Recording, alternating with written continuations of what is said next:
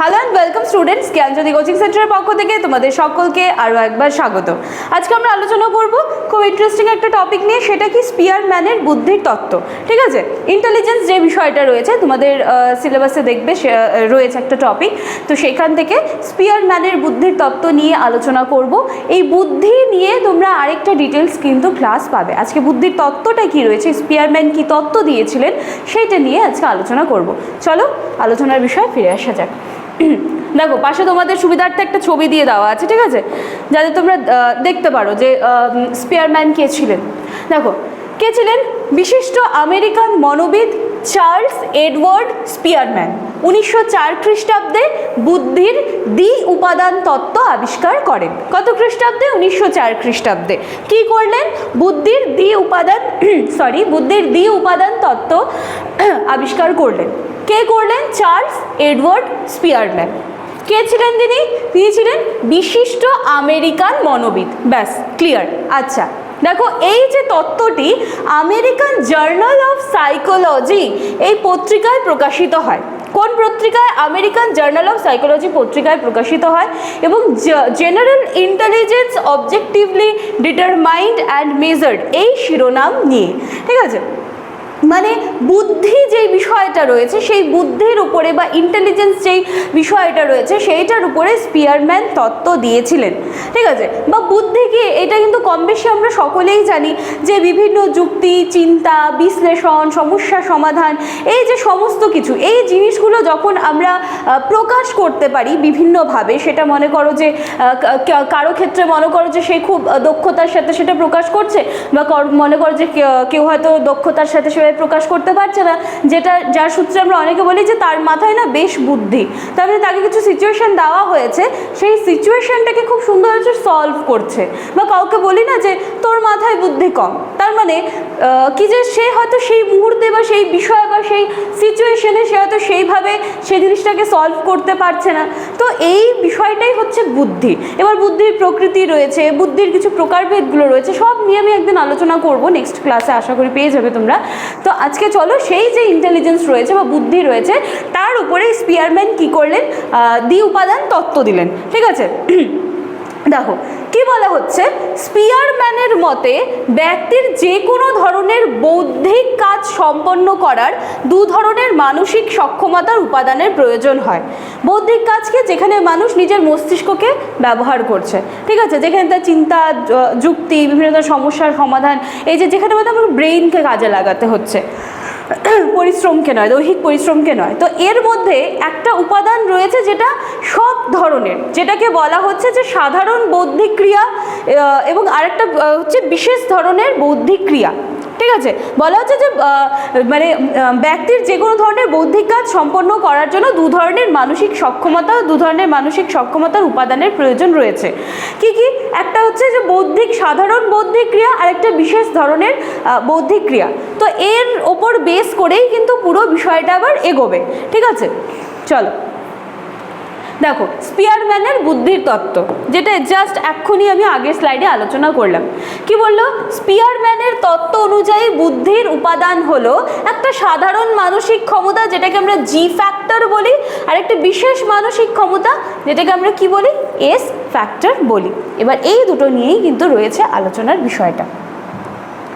দেখো, সাধারণ মানসিক ক্ষমতা, ঠিক আছে, কি বলা হচ্ছে? ব্যক্তি বা মানুষ যে ধরনের মানসিক সক্ষমতার দ্বারা সমস্ত ধরনের সাধারণ কাজ করতে সক্ষম হয় তাকে সাধারণ মানসিক সক্ষমতা বলে। এই ধরনের উপাদানের কিছু বৈশিষ্ট্য রয়েছে। তাহলে প্রথম আমরা কি দেখলাম, যে দেখো এখানেও কি দেখলাম, যে জি ফ্যাক্টর যেটা রয়েছে সাধারণ মানসিক ক্ষমতা, সেটা কি বলা হচ্ছে যে এই যে মানসিক ক্ষমতাটা তার দ্বারা মানুষ কি হচ্ছে সমস্ত রকমের কাজ, ঠিক আছে, সমস্ত রকমের সাধারণ কাজগুলো করতে কিন্তু পারে। তো সেই ধরনের মানসিক সক্ষমতাকে কি বলা হচ্ছে? সাধারণ মানসিক সক্ষমতা বা জি ফ্যাক্টর। বৈশিষ্ট্য দেখো কি বলছে, বলা হচ্ছে যে এই ধরনের বৌদ্ধিক উপাদান ব্যক্তির জন্মগত এবং এক সেকেন্ড, এই ধরনের বৌদ্ধিক উপাদান ব্যক্তির জন্মগত বা বংশগত, মানে সাধারণ যেই মানসিক ক্ষমতাটা রয়েছে সেটা সকলের মধ্যেই কিন্তু রয়েছে, ঠিক আছে, সেটা সে বংশগতির যে প্রভাব রয়েছে বা বংশগতভাবেই কিন্তু সাধারণ মানসিক ক্ষমতাটা পায়। আচ্ছা দেখো, অর্থাৎ ব্যক্তি জন্মগ্রহণ করে এই ধরনের বৌদ্ধিক উপাদান নিয়ে। দ্বিতীয়ত কি, এই ধরনের উপাদান সর্বজনীন, অর্থাৎ সবার মধ্যে থাকবে, এই সাধারণ মানসিক ক্ষমতাটা সকলের মধ্যে রয়েছে, ঠিক আছে, এটা হচ্ছে মানে বংশগতির বা বংশ দিক থেকেই কিন্তু সেটা নিয়ে আসে আর কি মানুষে। আচ্ছা, কারণ যে কোনো সাধারণ কাজ সম্পন্ন করার জন্য এটা কিন্তু ব্যবহৃত হয়। তারপরে কি আছে, এই উপাদান ব্যক্তিভেদে ভিন্ন রূপে ব্যক্তির মধ্যে থাকে।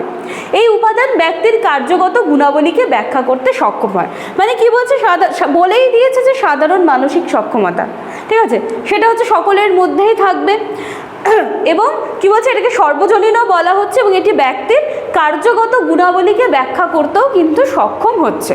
তাহলে এটা কি ধরনের ফ্যাক্টর, এটা হচ্ছে সাধারণ মানসিক ক্ষমতা। তারপরে চলো বিশেষ মানসিক সক্ষমতা। এখানে কি বলা হচ্ছে, এখানে বলা হচ্ছে ব্যক্তি বা মানুষ যে ধরনের মানসিক সক্ষমতার দ্বারা বিশেষ কোনো একটা কাজ, ঠিক আছে, স্পেসিফিক কোনো একটা কাজ সম্পন্ন করতে পারে তাকে কি বলা হচ্ছে, বিশেষ মানসিক সক্ষমতা বলা হচ্ছে। তার একটু উদাহরণগুলো বা উপাদানগুলো একটু দেখে নিচ্ছি, যে এই ধরনের মানসিক ক্ষমতার উপাদান ব্যক্তির জন্মগত নয়, অর্জন করতে হয়, ঠিক আছে। দেখো একটা যদি উদাহরণ দিই, নাচ করতে কিন্তু আমরা সবাই পারি, মোটামুটি নাচ করতে আমরা সবাই পারি, কিন্তু যারা দেখো ট্রেইনি ডান্সার হয় তারা কি জন্ম থেকে সেই পুরো ডান্সের তো বিভিন্ন ফর্ম হয় বা ডান্সের বিভিন্ন টেকনিক্স হয়, সেগুলো কি তারা জন্ম থেকেই শিখে আসে না, তো সেই জিনিসগুলোকে তাদেরকে অর্জন করতে হয়, মানে সেই জিনিসগুলো কিন্তু বংশের মধ্যে বা বংশগতির ধারার প্রবাহের মধ্যে দিয়ে কিন্তু আসে না, তাকে সেটাকে অর্জন করে নিতে হয়।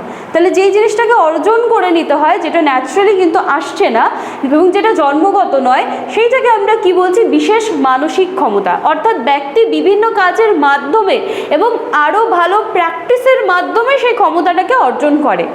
এই ধরনের মানসিক ক্ষমতা ব্যক্তির মধ্যে একটি নয়, সংখ্যায় কিন্তু একাধিক হতে পারে। বিশেষ মানসিক সক্ষমতার কথা বলা হচ্ছে। ব্যক্তির ভিন্ন ভিন্ন কাজে পৃথক পৃথক বিশেষ ক্ষমতার প্রয়োজন হয় এবং এই ক্ষমতা দেখা যাচ্ছে যে ব্যক্তিভেদে কিন্তু আলাদা আলাদাও হয়। এই মানসিক ক্ষমতার পরিমাণ যার মধ্যে যত বেশি, দেখা যাবে যে সেই ব্যক্তি তার কাজে কিন্তু ততটাই সাফল্য অর্জন করছে। তাহলে আজকে আমরা কি আলোচনা করলাম, স্পিয়ারম্যানের বুদ্ধির দ্বিউপাদান তত্ত্ব, যেখানে আমরা দেখলাম জি ফ্যাক্টর এবং এস ফ্যাক্টর।